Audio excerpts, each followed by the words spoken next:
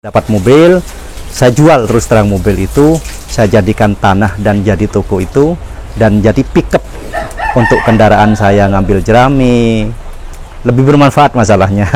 Jadi lebih bermanfaat. Dan baru setelah itu di 2020 kemarin saya sudah punya 2020 saya dapat mobil baru, expander yang baru bersama dengan pickupnya. Rumah juga sudah punya, alhamdulillah. Jadi semua itu juga tidak terlepas dari dukungan orang tua dan ternak sapi.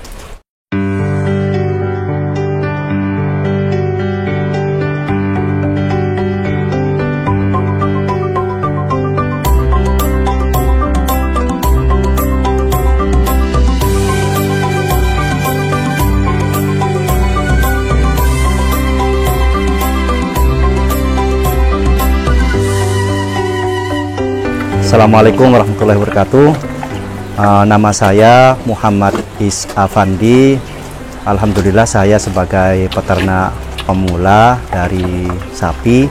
Saya punya toko pakan ternak namanya Putra Prisma yang alamatnya di Dusun Keramat, Desa Wangkal, Kecamatan Gading, Kabupaten Probolinggo. Kalau memang ada yang berminat tentang pakan-pakan, di toko kami tersedia banyak pakan. Semua makan ternak kita siapkan, khususnya pakan ternak sapi, domba, kambing, itu ruminansia lah intinya. Jenis mereknya insya Allah lebih lengkap dibandingkan dengan toko-toko yang lain. Monggo nanti kita layani, kalau ada pemesanan bisa menghubungi langsung di nomor telepon kami 085 234 760 778. Kita melayani dan tokonya dibuka dari jam 7 sampai jam 9 malam non-stop. Awalnya sih saya belum kepikiran untuk beternak sapi, karena saya ini kan belum tahu caranya ngarit, belum tahu cara beternak, belum tahu. Alhamdulillah orang tua ini mendukung. Di tahun 2012 saya hanya karyawan honorer di kantor urusan agama Kecamatan Tiris. Nah, ya karena kebutuhan ekonomi dan lain sebagainya, di 2012 orang tua ini memberi gambaran, menyarankan beternak kambing. Jadi saya punya modal kurang lebih 5 juta dengan punya kambing sekitar 5 kambing ditambah 1 jantan, betina 5, jantan 1. Alhamdulillah dalam 2 tahun kambing saya itu sudah beranak pinak, karena saya pakai breeding mas ya, itu menjadi sekitar kurang lebih 40.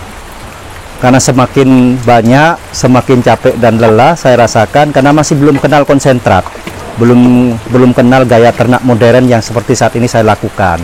Akhirnya saya jual semuanya, saya bergeser ke ternak sapi. Saya coba, awalnya coba-coba saya ternak sekitar 3 sapi dari hasil penjualan kambing tersebut.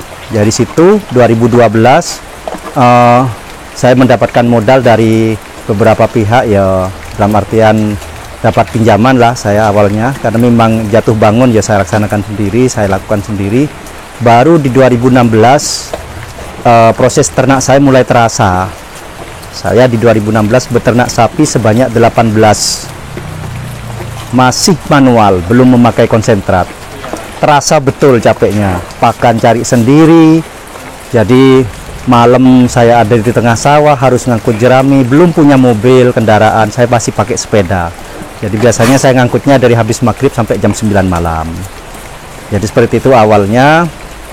Baru saya merasakan nikmat dan manisnya beternak ini setelah saya menemukan formula-formula sambil belajar di beberapa tempat, baik ke wilayah barat, ke timur, bersama dengan teman-teman peternak pemula. Saya bergabung di Facebook dan lain sebagainya. Disitulah saya dapatkan bagaimana gaya beternak supaya kita menjadi peternak yang sukses.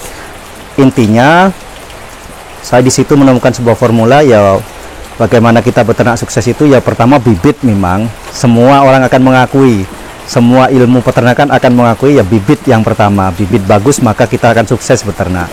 Kedua harga. Kalau yang ketiga seperti yang saya sampaikan tadi, yang ketiga pakan murah, memanfaatkan limbah sekitar, kan tetapi kualitas dan mutu itu tidak kalah dengan pakan-pakan konsentrat pabrikan. Intinya tetap kita akan memakai pakan konsentrat pabrikan, akan dikolaborasikan dengan konsentrat atau pakan yang murah.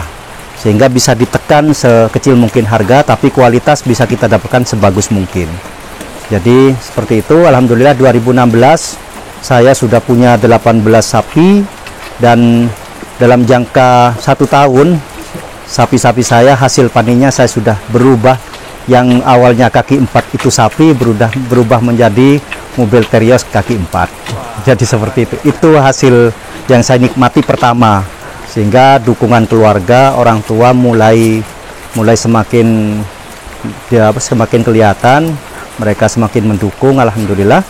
Dan di tahun itu juga banyak peternak yang ingin mencoba pakan konsentrat gitu loh, mulai belajar, kita berbagi.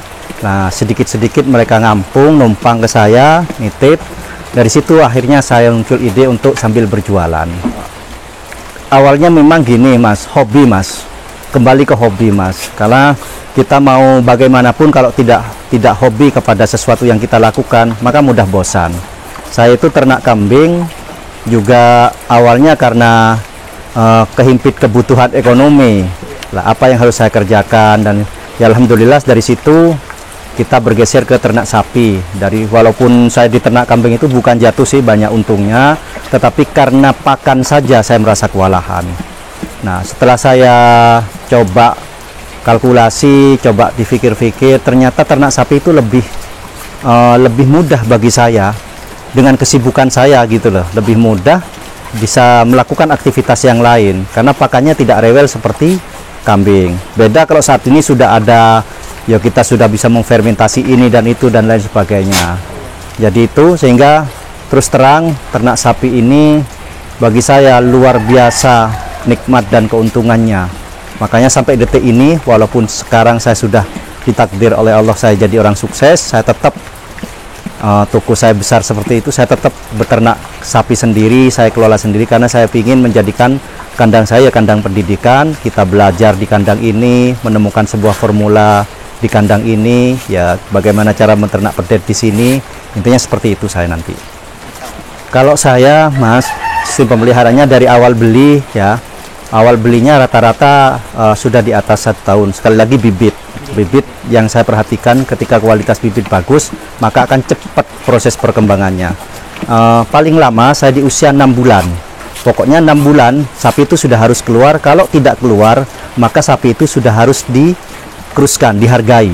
Jadi sudah harga berapa baru nanti masuk ke kandang kembali dengan harga yang sudah diputuskan. Jadi seperti itu. Bisa itu akan diternak kembali 6 bulan berikutnya dengan harga baru. Jadi rata-rata saya ternaknya di posisi 6 bulan. Intinya kita disiplin Mas, sudah terjadwal. Terus terang, berapa bulan yang lalu pernah saya ditanyakan oleh teman-teman kantor di dalam, Mas Fandi, jangan-jangan sampean pulang nanti bingung untuk ngasih minum sapi, makan sapi, pulang duluan nanti dari kantor. Saya hanya tersenyum dan tertawa. Akhirnya saya bilang, nanti kalau sampean tahu nikmatnya dan ya enaknya beternak sapi, sampean pun pingin beternak sapi. Walaupun sampean sibuk di kantor, pasti akan pingin beternak sapi. Kenapa? Di samping kesibukan kita di kantor, ternak sapi itu ternyata tidak menyita kesibukan kita, asalkan manajemen waktu kita itu bagus dan tepat. Jadi sesibuk apapun saya jam 7:30 itu sudah ada di kantor. Dengan jarak tempuh kantor saya itu 35 kilo Mas.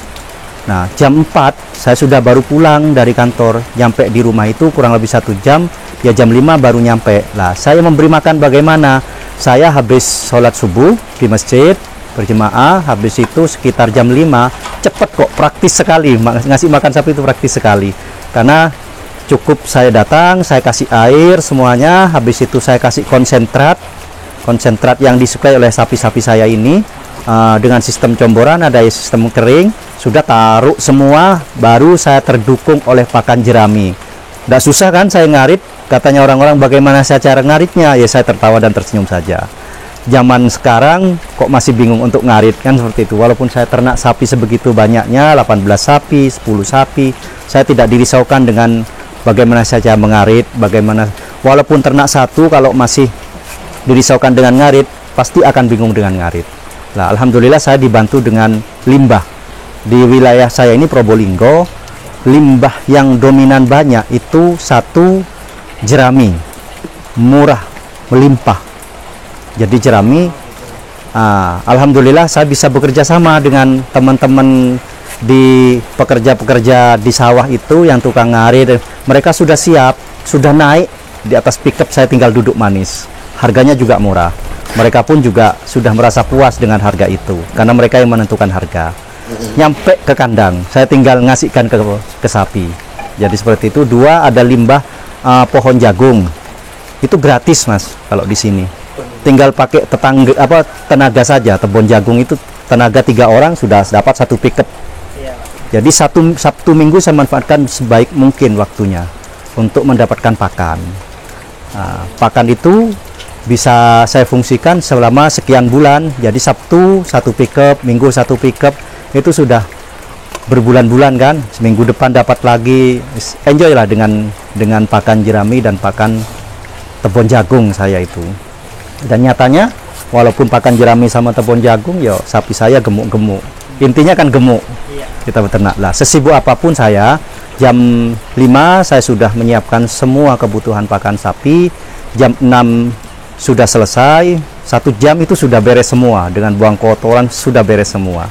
Kadang ya jam 6:15 saya sudah selesai. Di rumah sudah disiapkan persiapan saya untuk berangkat. Jam 6:15, jam setengah 7 saya sudah berangkat. Jadi saya sudah nyampe di kantor kadang jam 7:15, 7:20, itu 7:25 saya sudah ada di kantor. Jadi enjoy. Pulang pun sama, jam 4 pulang, jam 5 nyampe rumah, saya ngasih makan semuanya sambil bersih, karena lebih singkat sore, kan tidak perlu buang kotoran saya. Sore itu setengah jam selesai. Jadi jam 4 saya jam 5 nyampe sini, setengah 6 pas adzan sudah selesai. Saya sudah pulang, mandi, tinggal berangkat sholat maghrib di masjid. Jadi itu aktivitas saya. Walaupun kesibukan saya di KUA sebagai penyuluh, alhamdulillah saya juga bisa melaksanakan tugas-tugas saya sebagai kepenyuluhan. Jadi seperti itu. Sesibuk apapun tetap saya lakukan itu.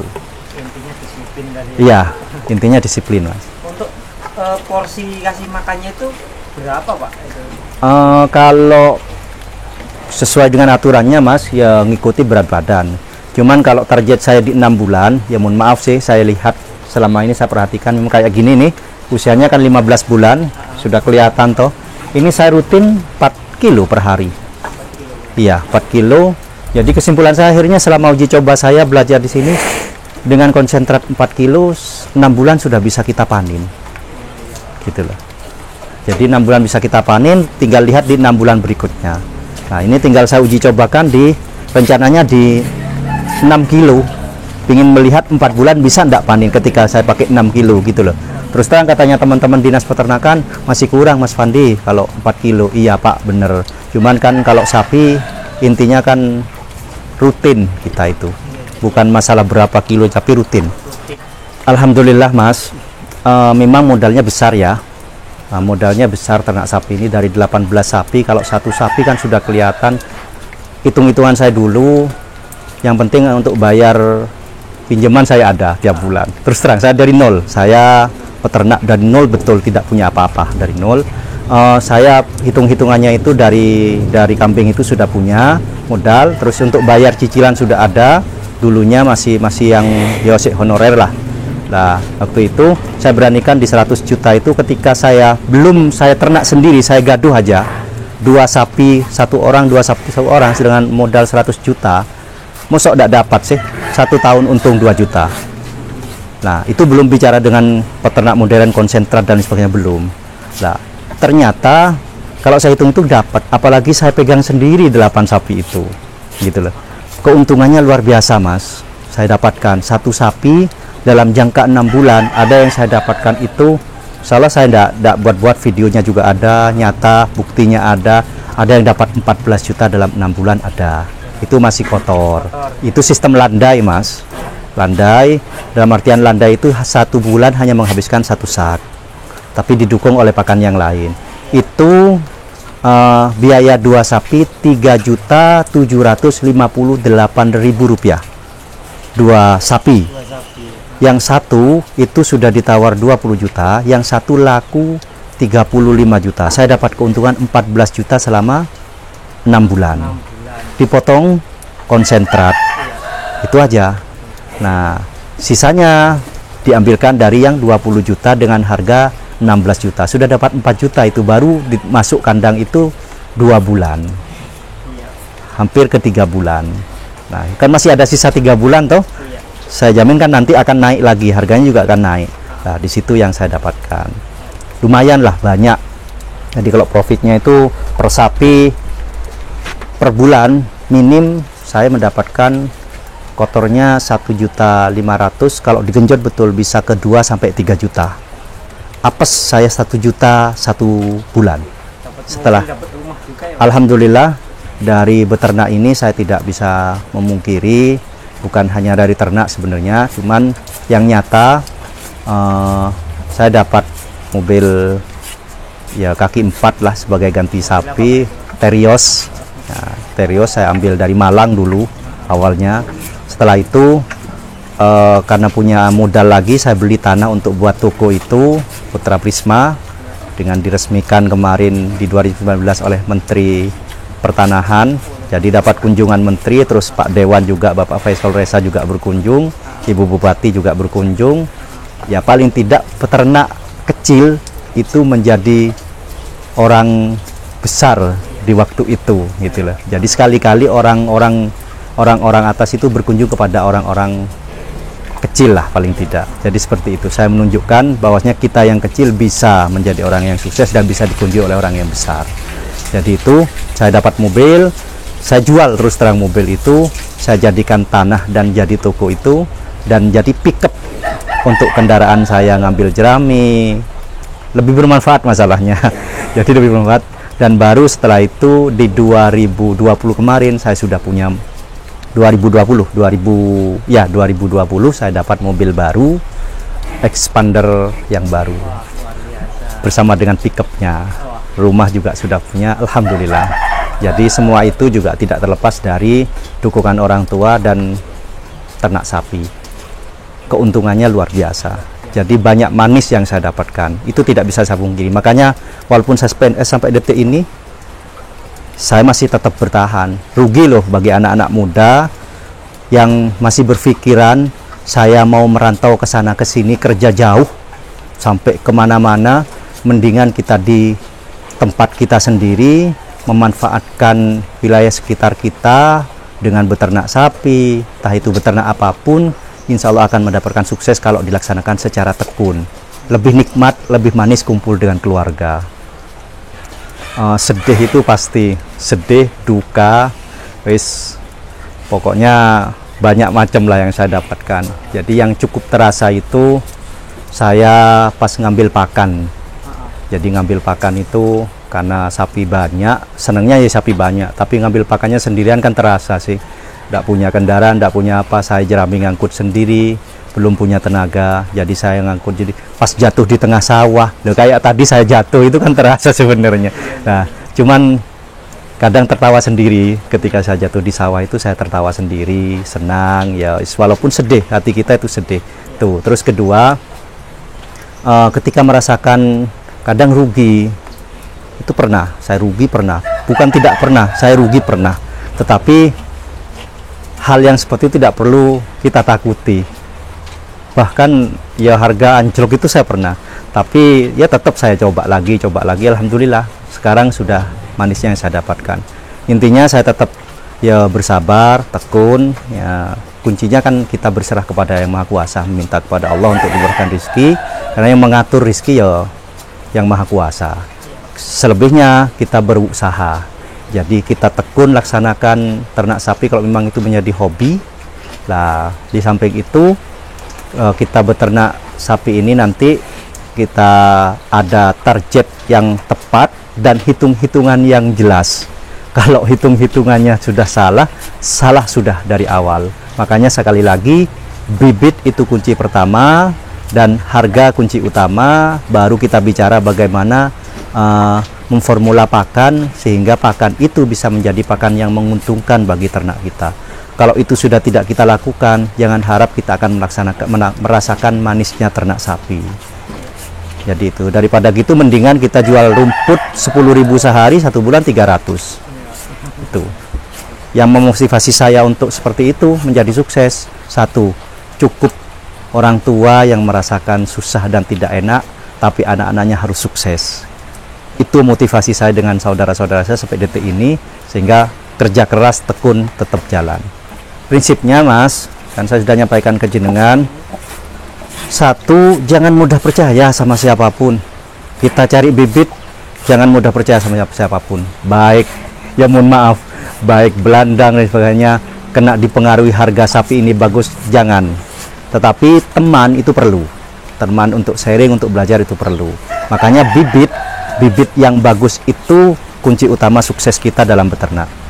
Kedua, harga. Kalau sudah harga kita keliru, waktu beli sapi kita sudah keliru, ya jangan harap kita dapat untung, kan rugi sudah.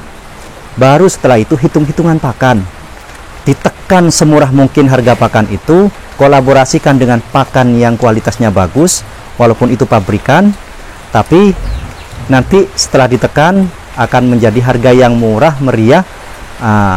Baru kita bisa memberikan sesuai dengan kebutuhan sapi, disesuaikan dengan berat badan. Jadi itu sebenarnya saya pingin punya tempat memang yang kumpul sih, kumpul dengan rumah saya, ada tempat ternak dan sebagainya, dan nanti bisa kumpul dengan anak-anak muda belajar bareng di situ. Kita bisa meningkatkan ekonomi, itu rencana dan keinginan besar saya. Jadi anak-anak muda itu sudah tidak bingung dan galau lagi masalah kebutuhan ekonomi, terutama pada saat ini.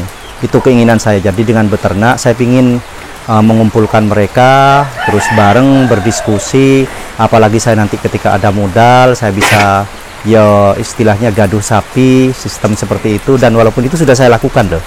Jadi dengan orang yang baru nikah itu baru saya lakukan sistem bagi hasilnya, saya itu mundur 15%. Itu yang kemarin diapresiasi oleh Pak Menteri, karena saya memberikan keuntungan lebih dibandingkan keuntungan saya sendiri. Itu jadi pingin saya seperti itu. Teman-teman peternak, terutama peternak, walaupun kandang saya seperti ini, saya tetap akan bangga dengan kandang modern saya ini. Jadi tidak perlu takut dengan rugi atau beternak sapi yang tidak sukses. Kalau kita yakin, insya Allah kita akan sukses. Yakin jenengan beternak sapi itu ya secara konsisten sudah, tidak usah ragu. Minimal jangan beternak satu, minimal ternak satu sama-sama ternak 5 lah paling tidak, atau 9 lah. Kalau tidak punya ya nanti dimusyawarahkan dengan sistem gaduh dan lain sebagainya. Jujur, intinya kita bekerja, konsisten kita bekerja, amanah kita bekerja. Dan jangan lupa berdoa dan sholat, itu kunci utama bagi saya. Terima kasih. Assalamualaikum warahmatullahi wabarakatuh.